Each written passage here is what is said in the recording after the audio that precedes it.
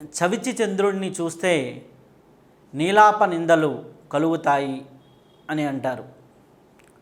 చవితి చంద్రుడిని ఈ యొక్క కథ వెనక వృత్తాంతం ఏమిటి అంటే, వినాయకుడు తన వినాయక చవితి రోజున అందరూ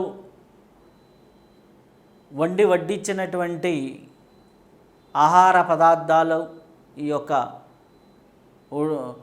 గుండ్రాళ్ళు ఇవన్నీ కూడా స్వీకరించి బుద్ధ ఆయాసంతో వస్తూ ఉంటే, చంద్రుడిని చాలా అందంగా ఉంటాడు చంద్రుడు చూడ్డానికి.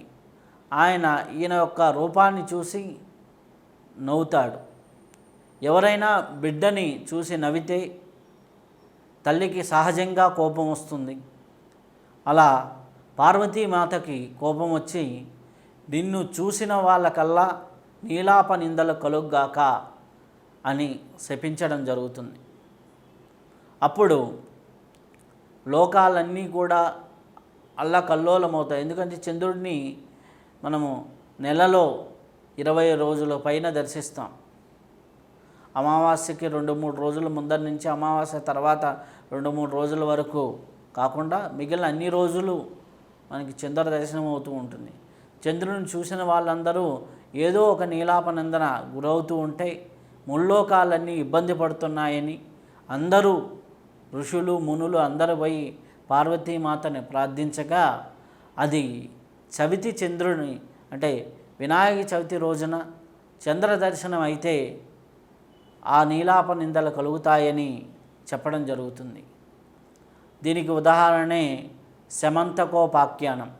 కృష్ణుడు చవితి చంద్రుడిని చూడటం, సమంతకమణిని దొంగిలించాడని చెప్పడం, ఇదంతా పెద్ద వృత్తాంతం ఉంటుంది.